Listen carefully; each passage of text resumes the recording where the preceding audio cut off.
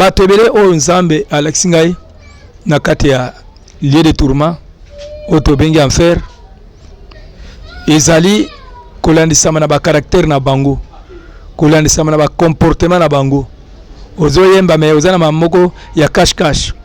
ozoteya me oza hypocrite. Salaki malheur pona bato nyonso bazokontinue kodemere na kati ya masumu po ozala pasi. Bamsuba ole bakoma un homme de Dieu puissant akende na enfer. Un homme de Dieu puissant eza oyo azobanga nzambe. Frère pe Charles Mbaye akendake na lifelo eza pe comportement na ye via kindumba. Via kindumba ya onde salaki ebongo po akende ko se retrouver ne sika oye azali. Tozo répondre pour na kotali sete banani bakokota. Tana monaki frère Alem Loto. Frère Alem Loto na monaki azana paradis.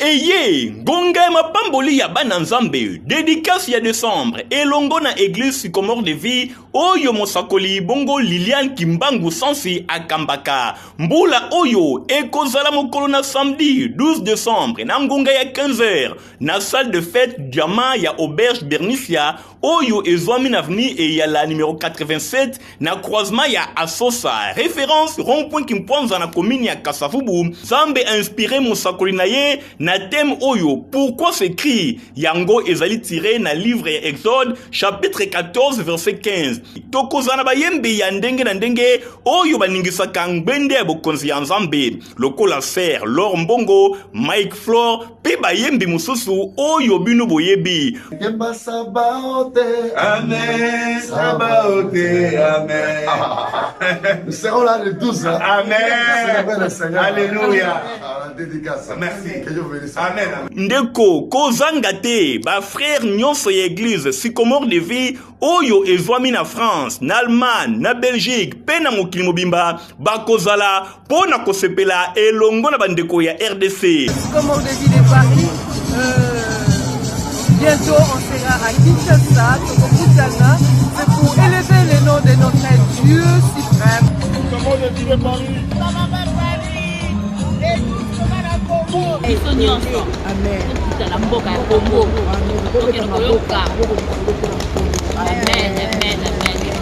Bongo lipamboli na yo ya mois ya décembre ndeko kozanga yango te elongo na mosakoli Liliane Kimbangu Sansi ya église sycomore de vie nazanga na kozanga te lipamboli na yo ya décembre yango yo ndeko zwa yango.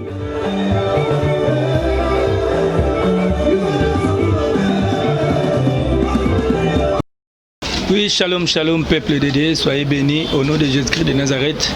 Que le Seigneur vous bénisse, que Dieu soit avec vous. Leleza mokolo na biso ya esengo mingi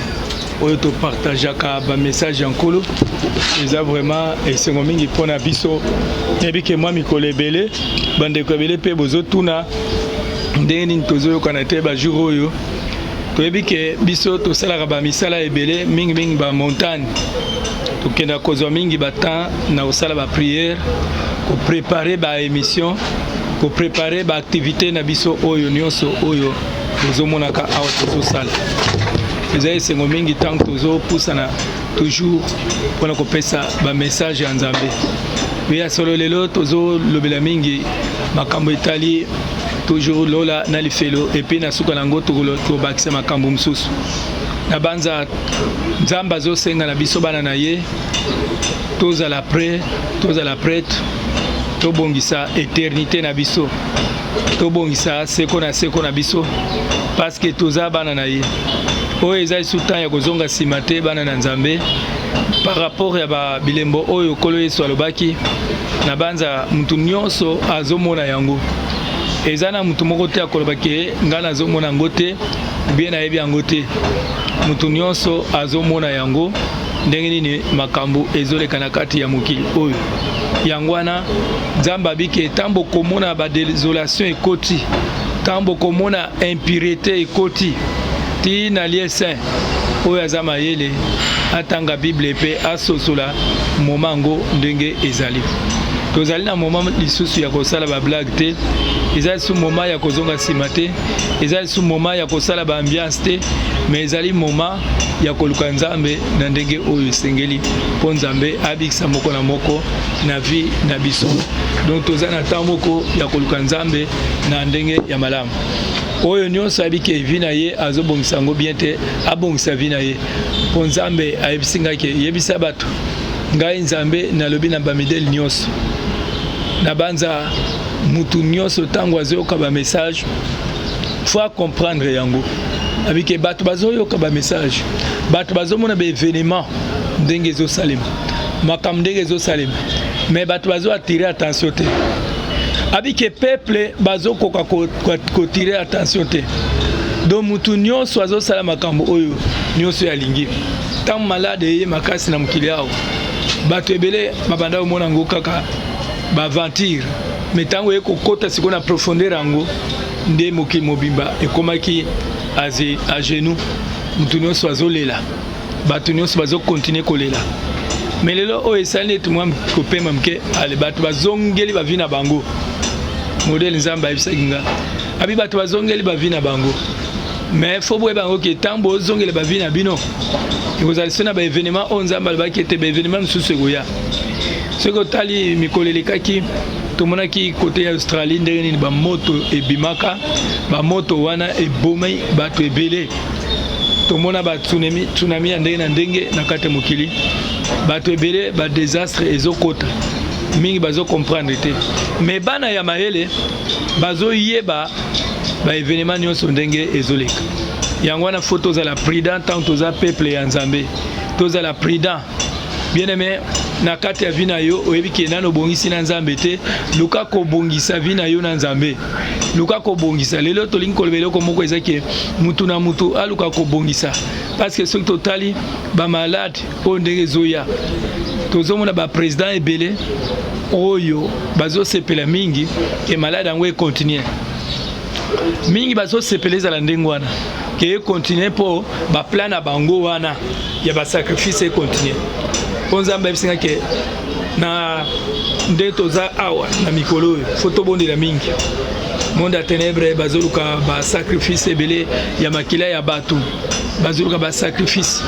mena basacrifice wana ezosenga makila ya bato. Satan ye moko en personne ye moko deja azoganga deja ke bato fo bakufa ebele, mais bana nzambe ebele bazolala pongi. Nzambe alakisaki ngai bamakila, atalisaki ngai bamakila nde tomataki na montagne. Quand tomati na montagne topriaki mingi mpona yango ke bato ebele bakolekana, bato ebele bakolekana oyo balekaki te na malade wana ya corona, bamosusu bakoluka lisusu balekisa bango na kati ya badécembre awo. Do yango wana ntango tozali bana ya nzambe esengeli toyika mpiko na mabondeli tomipesa epai ya nkolo po ete nkolo abatela biso, nkolo asunga moko na moko. Nzambe ayebisa ngai eloko moko ke omoni bato ebele bazosambela mpona kobanga, ebele bazosambela mpona kobanga, mais ntango malade esalaki neti kopema mke ebele bazongeli bisengo mokili, ebele bazongeli bisengo mokili. Nde omonake baprésident mosusu oyo balingaka makambo yango nde bazokontinue kosala bamakambo na bango. Mais eloko moko tokoloba ete ntango toza bana ya nzambe toyika mpiko liboso ya nzambe, bamakambo ya baconfinement ebandi lelo te, bamakambo ya baconfinement na kati ya monde ebanda kala. Bana Israël bazaki na kote na bango bazo adore nzambe, na kote Egypte kuna ezalaki kolela na kolela, milelo na milelo, souffrance na souffrance, mais bana Israël bazwaki nzambe ayebisaki bango ete boboma mpate pe bozwa makila na ye bocha na kati ya bikuke baporte na bino po ete ange de mort ntango akoya amona bino te, bozala protégé. Yango wana na ntango nzambe azosenga bana nzambe kosenga mingi makila ya Yesu ezingela bandako na biso, makila na Yesu ezingela bavi na biso, nde wana tokozala vraiment bien protégé. Po soki bongo te tokozala penza na problème. Nzambe azosenga ete mutu na mutu aleka na koluka nzambe na lolenge oyo esengeli. Po soki oluki nzambe te na lolenge esengeli ozala na problème ya makasi na kati ya libota na yo. Nzambe azoluka ete na kati ya mabota na biso toyeba ye ke ye nde mutu aza le seul sauveur, le seul vrai Dieu, Jésus-Christ. Batu mingi bazali na kati ya makambo na temps oyo tozali, mais bamosusu bazosa approfondir na mabe. Koto nzamba azopesa ba message, nzamba bike azopia ba message na batme, bat bazo s'approfondir na mabe, bazo bakisa lisusu mabe likolo ya mabe, bazo bakisa lisusu mabe likolo ya mabe, de yango na ozomona na miso ya nzambe eza deja ba dégâts. Eza ba dégâts na miso ya nzambe.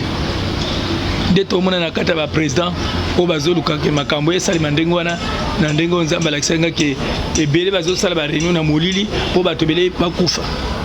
Surtout sur totalement, mais surtout président Macron ou ya France, vraiment bango baza penza bato bazo créer pe ba événement ya mabe. On moni punition ya nzambe ya kana temple ya catholique wana ndenge ezika ka wana. Nzamba ziki si temple wana mais bato bazo luka susu ba construire rango. Bato bazo te ya mate, bato bazo yeba teke za kanda ya nzambe. Ti temple wana ezika ka. Temple ya idolâtrie. Temple wana eza temple ya idolâtrie, temple ya bikeko, donc chaise ya ba démon, ba bicaverne moko penza ya ba démon, ya ba oiseau empire ndenge Apocalypse chapitre 18 ezota sa biso cité moko ya Satan. Mais ba ennemi bato bazana contre ennemi bazo soutenir biloko ndenge wana. Temple wana ezaki fimbo ya nzambe, mais bato bazo luka suko reconstruire ango. Ils les mbomoko mabe nzamba avec des temples on les temple moko pe ya monde à ténèbres parmi bisika où Satan a tchaka mtema biloko na ezali donc esika bazo tombola royaume na ye ba image ko bima un jour to pe abino ba image wana bomona ya temple wana ba msuba mona kango ezika ka tour moko tango ezika ka nzamba bike moni kalate punition eko kita même na kata Europe. Nzamba alibaki punition ko kita na Europe parce que na Europe makambo ebele ezo salema. Penza mbabiki na Europe bana na ye baza mingi te. Bana baza ndambo. Tangu ka temple wana ezika ka ava ezika nzamba apeka nga message wana. Tangu eziki bato bandi ko soutenir. Tangu bandi ko soutenir nzamba efsinga ke sima ko soutenir ebele ba koza la frapper. De to moni lelo eza la pape azo signé que homosexualité ekota na kati ya monde. Faut ete ya biso. Eza liso hypocrisie te abimia ado abimisa ona poisa. Et puis na pesa message wana ya ba pape nzamba bi pape oyo diable azo se prendre makasi parce que azo kokisa ba mission na ye. Azo kokisa ba mission na ye. Azo kokisa ba plan ya diable. Pourquoi Pape François alongwaka parce que makambo ndenge ezalaki wana ezalaki penza makambo ya mabe oyo elboso o azalaki soki Benoît XVI de baya kocha François wazawana oyo nde a signé bakor na ennemi a signé kozanga soni donc abimisi makambo na polele to sala ke babana na nzambe nyonso wana eza bilembo tango mona makambo wana eza bilembo mais biso etanke tozaba na salle ya nzambe nzamba tini biso etanke ba envoyer azo pia biso ba avertissement ayebisina ke mwana nanga kolemba te yebisa batu ba yeba bato ba ya mayele ba yeba epoko bozali batu ya mayele ba yeba moment o bozali tani ni bozali na kati mokili do mokili komi na suka nomoni Satan abimisi makambo so na polele kobanga ezali sute na contre na biso Matthieu chapitre 10 ezotalisa biso na verset 27 abete bobanga eloko moko te bobanga mutu te abike oyo nyonso eza kobombama bobimisa yango oyo nyonso na lakisi na ba révélation bopublier yango po ete bato baza na mayele po bato bafongola miso ya molimo ba comprendre étape bozali eza étape moko mabe. Na kati ya Bible bazota spiso na 1 Thessaloniciens 5 verset 1 jusqu'à 4 babike mokolo wana ya Yesu Masia kozonga eyebani te pona ba païen kolo sa kozonga lokola moyibi pona ba païen mais pona biso ba chrétien a kozonga lokola moyibi te. Bible dit vous n'êtes pas les fils des ténèbres mais vous êtes les fils de la lumière. Qui est la lumière? La lumière c'est Christ lui-même. Deuxièmement, Yesu Masia lokola za lumière yango wana azopea biso ba révélation azopea ba avertissement nzamba ba ko sinelenga abiki omoni Noé ayebaki kozala averti ava bato bakufa na mbula wana enokaki bato nyonso wana bakufaki na punition ya Nzambe na ba désobéissance. Mais Noé azalaki sauvé parce qu'azalaki averti. Lot azalaki averti ava bato wana bakufa bango nyonso ava bakufa Sodome na Gomorre. Mais Lot azalaki averti pe abima. Pona ko l'accepter tant Yesu Masiya koya Nzamba ko sala eloko moko makasi pona bandimio ya solo bakota lola o bako kenda enlèvement avant enlèvement esalema sini wana Nzamba tasa kiso avant enlèvement esalema bao bazaya Nzambe Nzamba mokolo wana ekosama exemple ke enlèvement ezosama lelo kana mokolo wango bao bakomata sini moko ekosalema kati na bango elembo moko ekosalema donc ekozala na réveil moko ekozala na mokolo wana sima nango enlèvement esalema Isa moko abasini premier réveil yango déjà oyo ezo banda ndenge toza boy na ba étape tozali ba réveil déjà ezo banda peut biso bana na Nzambe to yeba yango peut biso bana na Nzambe to comprendre yango ke toza na mikolo ya suka Yesu Masiya kalate azoya kozonga et puis Nzambe azana besoin te biso bana na ye to leka na kosalela ye na ndenge oyo esengeli to banga ye po Nzamba ko balaye basali nyonso ya lukuta basali lukuta baza ebele basali ya mabe baza ebele yango na yebisi bandimi te tango zo kende église faut que tuna volonté ya Nzambe tango za en contact na pasteur moko tuna volonté ya Nzambe tango za na makambo bo tuna volonté ya Nzambe parce que oyebite qui po to za na tamo ko ya mabe Nzamba bike ba serviteur ebele ba séduire bana na ye bato ebele ba longoli bato na volonté ya Nzambe bato ba présenter bato mingi biloko mokili oyo ko présenter bato ba voyage ko présenter bato ba prospérité ko présenter bato ba délivrance mais Nzamba bike biloko wana eza éphémère to présenter bato Christ to présenter bato croix to présenter bato lola yango deza motuya pona bato yo mwana Nzambe combien de personnes ici au longo na présence ya Nzambe hein combien de personnes balongo na présence ya Nzambe ebele balongo na présence ya Nzambe ti lelo bakoka suko zongela Nzambe te hein il faut kanisa ndenge nino bandaka na Nzambe zongela premier amour parce qu'enlèvement yosalema mokolo wana akoya je me sois laxingai ma partie fungwami na kata révélation tant ma partie fungwami na moni mwana na partie moko azoya na ba ange pendaki azoya na moni mokile zo ninga na penza nazomona batu bazolela kolela makasi na tuni pourquoi batu wana bazolela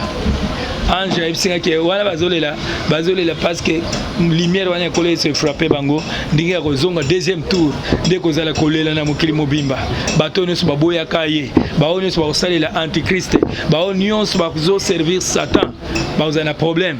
pour antichrist déjà tout le monde bapise ezoya bazotiakango déjà na biloko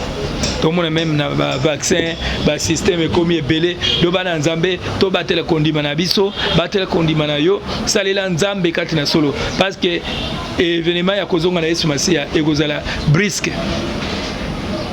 comme ekozala brisque ekosenga mutu na mutu pe à se préparer mutu na mutu azala prêt efo esengeli yo mwana Nzambe ofungola mission molimo oyeba temps ozali msuso bebse ke bongola motema azoloba nini azoloba ta ezanan na bongo na lobby babi que ne repoussez pas la grâce de Dieu et ne foulez pas la grâce de Dieu aux pieds kobwaka ngolu ya Nzambe te pour les ozwi ngolu wana koyeba Nzambe bamsu bazwi yango te même na kati ya libota na yo yebi Nzambe même suba yebi Nzambe te bamsu bakufika bongo bao yo botama na bango ba camarade mingi tilelo baza kaka na kati ya ténèbres mais yo Nzambe abimiseli yo lumière ya koyeba ba vérité oyo ya lola na lifelo mvama asenga ngo soko tana Luc 16 verset 19 à 23 mvama asenga kete ba bimisa soit mutu moko auta na mukili wana ya séjour de mort aya ko témoigner alo ba vérité ya makambo ezaka na lifelo pe makambo ezaka na lola mais ba ipse que moye zate moi ezate parce que temps wana ezate tina ezate ya kobimisa mutu auta kotoa kene kuna pamba tena mukili bazana ba prophète bazana ba pasteur bazana ba serviteur o bazoteya so ba yoka bango bakobika so ba yoki bango te ba ko rejoindre na séjour de mort pel ba kete na tiki 5 frères eza symbole il y a 5 continents na monde entier tozana 5 continents tozana Amérique tozana Afrique tozana Asie tozana Océanie tozana Europe tous les continents wana ezoko constituer 5 personnes oyo mvama alobaki na séjour de mort. Séjour de mort est ici comme ma bien aimé. Séjour de mort modèle biloko eza kuna okoko supporter ngote. Kuna ba mayanze eza kuna. Ba michopi yande na ndenge ba nyoka. Ba sorte ba demo mona na ba film wana. Et puis ba film msubo mona ba film d'horreur. Ba film wana oya mabe. Ozo mona ba dragon, ozo mona biloko mabe, ozo mona ba biloko ndenge na ndenge na kati ya ba film. Ba demo wana ba existaka. Ce sont des occultistes au batourna ba film wana ba yebi réalité wana mais moi ba le bakeza monde wana ezate do biloko wana ezalaka ba pinisho ezalaka kuna ba msuba tio na kate ba nyoka ba swaka yo na kate séjour de mort liselo ba nyoka ba swaka yo chaque jour ba msu pinisho na bango ezali ba fourmi rouge ebele na nzoto bango na ba swaka yo ba msusu ba michope kota yo na zolo e swaka yo et puis tamba zo fongole tanga na zo kende wana nzamba meminga na première porte na moni ba fongoli chaleur ya makasi ekozwanga faut sentir ba cri o eza kuna ba cri ya makasi ba bazo beta ba cri bato bazo beta ba cri bazo senga mai tobi mai nani opesa bango mai po ba négligea ki le banzambe kati na mokili ba négligea ki basale ya nzambe kati na mokili nzambe alakisanga ndeko moko ayebaki mingi na limete azaki mpe na baekole na mona ye kuna na souffrance azosenga ete abima na esika wana mekolo eso atindaka nga liboso kende koyebisa eke ase repentir aboya na ye babe zela nsima 7 jours oleka nakenda nsima 7 jours bayebisangaki akufi nakuta papa wana na moto na souffrance amoni nga azolela abina aza na kati ya souffrance namonaka pasi mingi awo nazolela nani akosunga ngai nani akosalisa ngai me moto akosunga aza te ntango napesaki bamessage mpona basala ya nzambe misusu namonaki na séjour de mort oyo tobengi na linga lifelo bato ebele batiaki tembe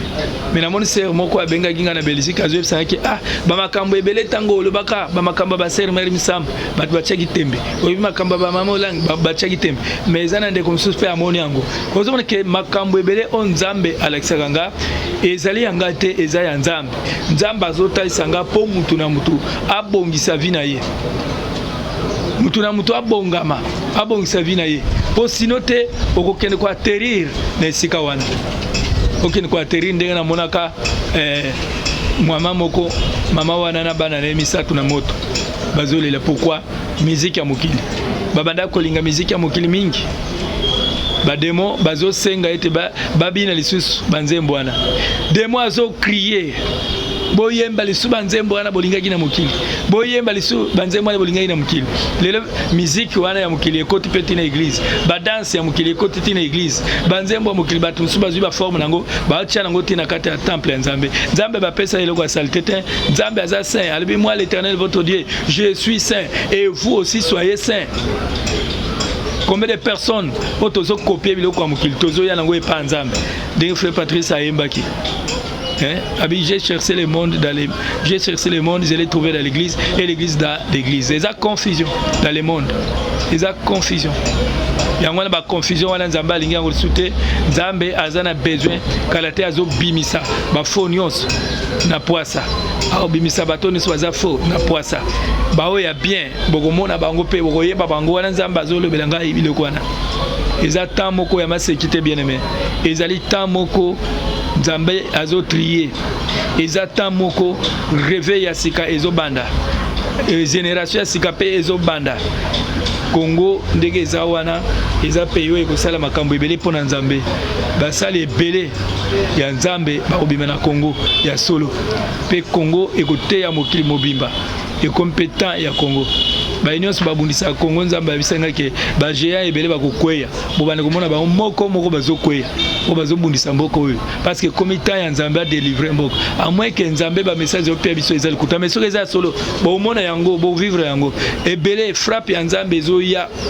bandana batu nyonso ya niveau aseti ya likolo oyo nyonso bazobundisa bakongolais oyo nyonso bazonyokola bakongolais parce que nzambe alobete bana Israël basalaki 400 ans ya basouffrance mais ayokaki kolela na bango donc Congo mpe nzambe azoyoka kolela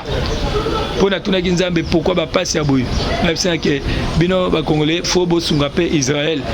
boyoka na Israël ezalaka te boyokanaka te do tozana boyokani te na Israël alors que nzambe aloba na Abraham abike oyo akopambola Abraham abi je bénirai ceux qui te béniront et je maudirai ceux qui te maudiront wana na kati ya Genèse chapitre 12 verset 1 jusqu'à 3 wana nzambe azolaka bongo azolaka ngo epa nani azolaka ngo epa Abraham abike tous les pays du monde entier sera béni en toi mokimo bimba vous allez béni na nzela na yo quand Jésus-Christ se paye aye kolobete bato ebele bakobikisama na mokili oyo bakovanda na mesa ya Abraham kolo Yesu azoloba bongo biso sikoyo tondima ngo te ebele balobaki te kasi Israël nzamba abwakisa bango nzamba abwakisa Israël te nzamba aza na Israël ti lelo abwakisa bango te ezali nde porte moko afungolaki mpo biso mpe tobika atie bango mwa kidimba moko boye mpo biso tobika tozwa lobiko mais soki tobiki bao bazoyoka bamessage oyo na temps oyo toza ya grâce soki obikisi molimo na yo yebaki eza grâce nzambe apesi yo mais soki obike ngai mpe nasala baerreur lokola bana Israël yebaki temps ya Israël eza temps mosusu temps ya biso mpe eza temps mosusu yo fo mutu na mutu ase prépare mpona kobikisa molimo na ye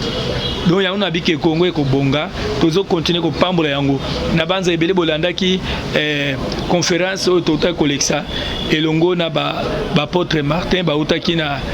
Belgique mpona mosala ya nzambe na banza bolandaki bamessage oyo Seigneur apiaki biso nzambe alakisaki ke bamatière eza ebele kobima mpe ekokontinue kobima matière wana ekocreye baconflit makasi ezala entre Europe na Amérique ekokoma na baproblème moko oyo ezaki bazowelelaka Congo do bazowelela Congo oyo pourquoi parce que biloko nzambe atiawa ezokamwisa meme mindele bodo bazomona me biloko oyo ezouta wapi mais na kati ya Congo ekomi temps ya Congo nzambe ayebisaki eza temps ya Congo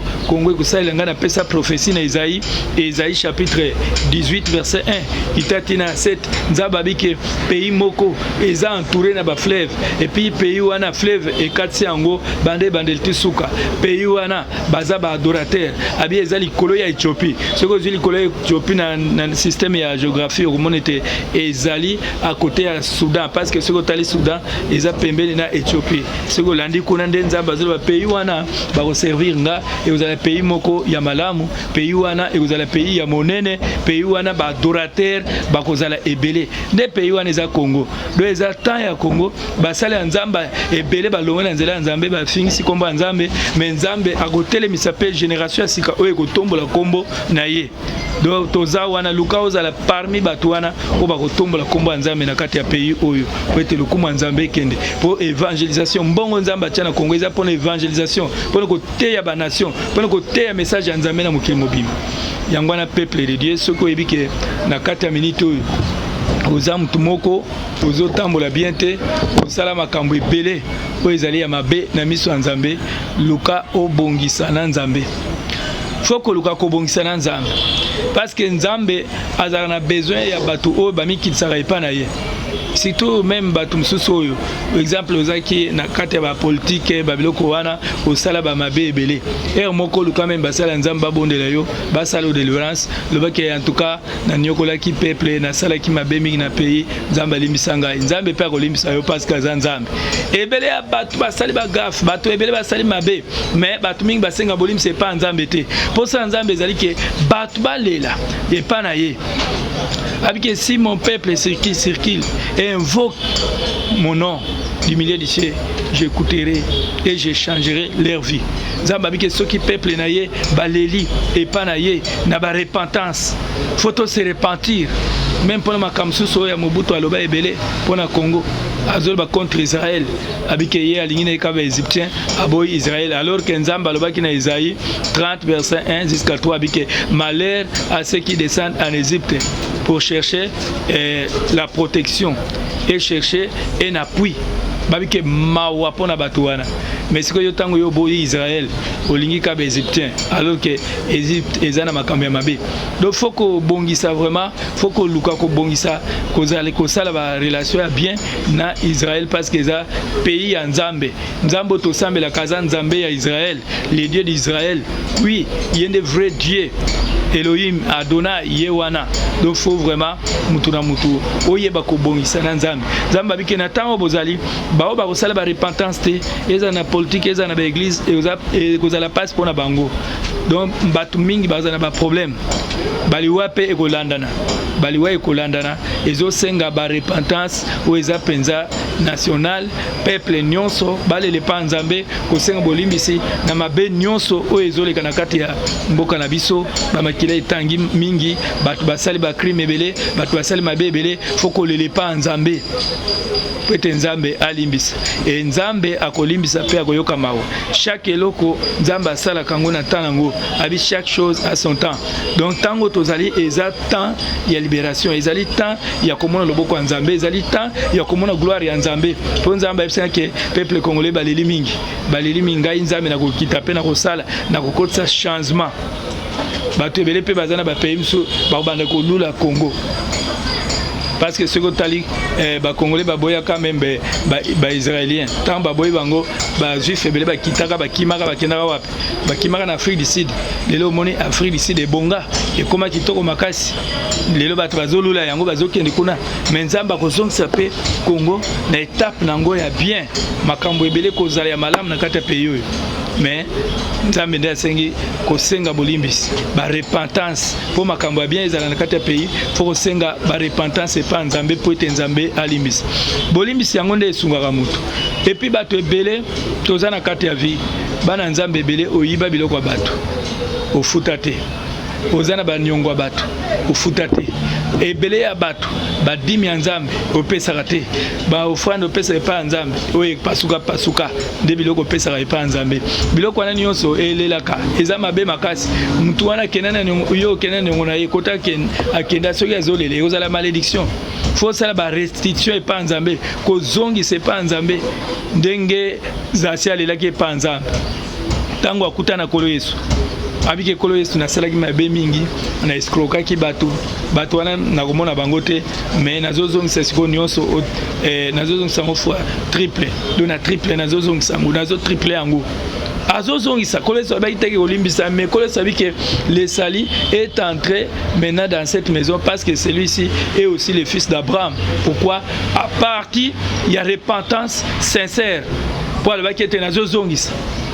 Combien de personnes au lieu badimi Nzambe ozongisaka te okosa osala bave même l'église osambelaka osala bave ozongisaka te osala boy osalaka te donc nyonso wana eza masumu epa Nzambe même na kata ba famille nde toza na fin de l'année awa yana ba famille susu eza na ba malédiction ba lien ba singa mutu mususu akenda na banganga apesa famille nyonso na maboko ya diable bakoma bakombo na bino nyonso mais na pona ko effacer bakombo na faut ba prière faut ko salela Nzambe ba offrande et pas Nzambe peut-être Nzambe alimbisa libota na yo Nzambe ayoka mao mais nyonso na toyeba ngote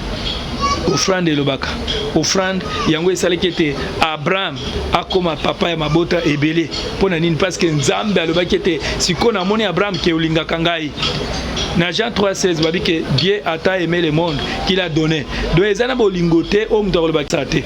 Ozana ba nyongo ebele pa ya Nzambe. Opesaka te faut ko luka ko restituer ko donc ozong c'est pas Nzambe po Nzamba limbisa yo. Nebi mama moko na limité tozai ko partager na ye. Mama wana abakete na sala ba makambo yo mingi ba nyongo abatu ipai ba msukutu bakufa mais faut na zong saka epa Nzambe. Nebi saka ke zong saka epa Nzambe. Basala Nzambe abondela pona yo pete Nzambe asunga yo pete okangola na makambo wana o escroka bato wana bazala sute bakenda na maloba mabe contre yo do folle le pa Nzambe osala offrande pa Nzambe Nzambe alimsa yo. Combien de personnes na Israël babanda kolela bana Israël basala ki mabe bamoni ba punition ye belé mais Nzambe azwebisa mosali na ye David abike ba punition oyeye eza ba punition moko parce que yo osali mabe mingi mabe oyo salaki elekanaki et puis Saul lisusu na époque na ye auta ko sa suba mabe makasi faut ba pendre bat ba yebaki ko pendre plus de 7 personnes pour malédiction wana elongo yango zo mona nzambe azanzambe kolo Yesu ayaki kolongola biso na malédiction na nzela makila na ye eza offrande babi afuta kinyongo amasumu na biso eza offrande soki nzambe asali offrande apesi biso mwana na ye bongo yo mwana nzambe pourquoi pas otiaka nzambe na épreuve yangwana biloko ndenge wana fo olele pa nzambe osenga babolimbisa pa nzambe mpete nzambe asunga yo muso akende na mapapa na bino na monde ya ténèbres offrande lo ba jour muso sta na zokende na Gabon pona koteya ba invité nga fana ke sala ba témoignage azokende nzambe abisinga ke faut sala offrande moko boye pa na nzambe na sali première fois deuxième fois troisième fois na tuni nzambe mais ngana nzambe sala pourquoi na bana ko sala kangoka tout le temps nzambe abisinga ke oui kozala musala nzambe ezelo kumsusu kosunga pe pona kolongola malédiction na libota na yo eza pe eloko mususu o wana ezo dépendre entre yo na nzambe parce que ozo bongisa na nzambe Abraham azalaki mosala ya nzambe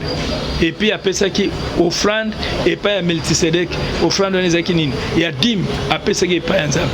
po bato mingi bazoloba offrande ya dim wana eza nango biloko moko ya Ancien Testament mais Jésus-Christ alobaki ete ayaki te pona kolongola mais ayaki te pona kokokisa. Pourquoi? Parce que malédiction est belée et côté la bato babanki o bomona kanzamba la sanke babanki bomona bambongo ebele zo utakuna mbongo ebele za travailler dans le monde spirituel eza travailler na maboko ya diable nsuba nguma bazo sanza yango biloko ndenge wana tango zo simba yo komona na ndako na yo za bien mais tango simbika mbongo malade côté ozala ki bien problème ezate mokoloka yo simba mbongo malade côté mbongo wana ki en hôpital or likama kuna ekwe yo futa mbongo ekei tio se retrouver mais vide parce que malédiction wana ezali mais pendant que l'ongola yango faut que les pas nzambe ko sala ka ba offrande pas nzambe po nzamba sunga yo po nzambe akangula yo même ndenge nzamba labaki ba offrande bele ko utaka na Congo et ko kenda na Israël na Isaïe 18 est-ce que to sala ka yango te do yango ozomona nzambe akosunga ba offrande pe ko bana ko sala même pendant ko kenda Israël biloko wana nyonso tu et ko kokisama to ko sala yango ko sala ka yango pete nzambe alongola malédiction na kati a pays ba malédiction ekota ebele ba initiation esalema makasi ba biloko ebele ba rituel ebele esalema même na fleuve parce que ba démon ebele bazo travailler na kati ya fleuve mais ba démon wana ba travailler en collaboration na diable pour ko détruire mboka oyo soki ekozala penza ba prière makasi te ekozala passe mingi yango omona nzamba azoloba makambo mais makambo ebele ezokale nzamba koloba boye eloko tele kosala na pays bo soki boye likambo susi ya mabe ekwei pourquoi parce que ça na ba malédiction mususu oyo ezotelema siko fo basala nzambe kotelema kolela mawanzambe na kati ya pays po nzambe akangula pays kobondela pe pona mokonzi ya mboka kobondela pona bato nyonso Daniel 9 verset 1 jusqu'à 4 babike Daniel banda ko prier pona pays na ye azo prier pona pays na ye azo prier pona ban Israël abike nzambe longola ba malédiction ba papa longola ba malédiction ba konzi longola ba malédiction donc ba malédiction wana ezalaka existaka mais na nzela ya kolele pa nzambe ko senga bolimbisi nzambe akolimbisa mingi bazolo ba Congo boloba ka mikolo nyonso nzambe akosala kala te Congo ezobonga mais ezobonga te makambo ka ezosampire bon nzambe azaka nzambe soki alobi makambo na ye ekokisamaka un jour bato ebele tokobana koloba ya solo makambo nzambe aloba eza ya solo mpo nzambe alakisenga na révélation ke bainvestisseur baza bakoya bakotonda na mboka oyo bakotonga mboka oyo mboka ekoma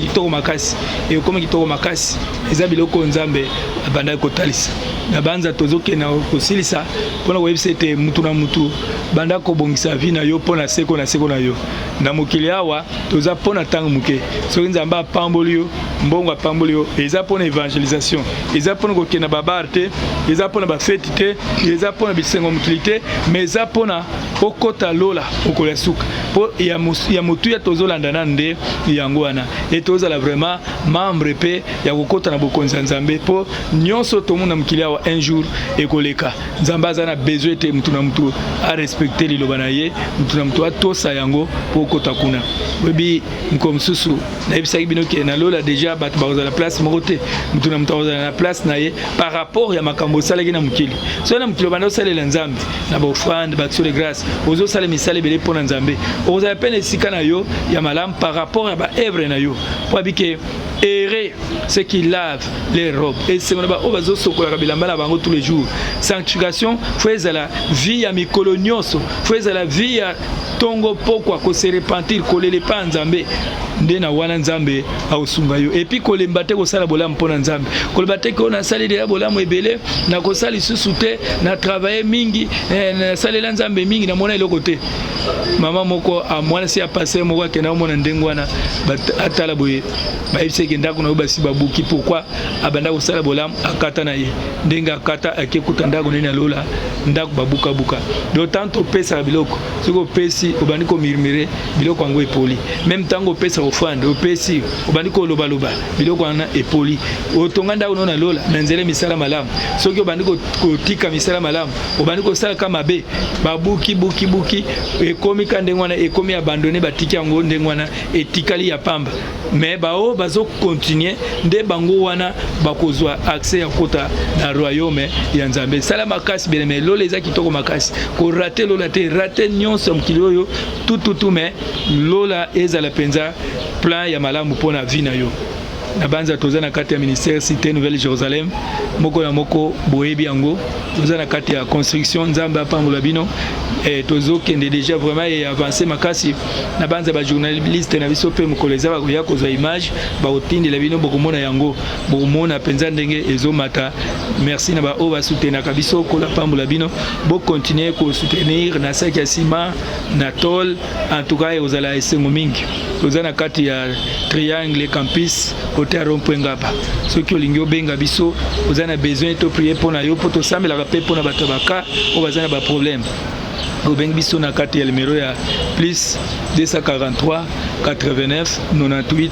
063 23 na bandeli plus 243 89 98 063 23 kolo azala na bino kolo apambola bino vraiment tokokuta les sous mikolezo ya bye bye tobondela sene merci pour la grâce au sali kati na biso pambola bana na yo sunga moko na moko sala kati na moko oya yamba yo te lokola mokonzi pe mobiksi na ye sunga ye ayamba yo ozala mokonzi pe mobiksi limbisa masumu bana na yo na kombo na Yesu Kristo amen.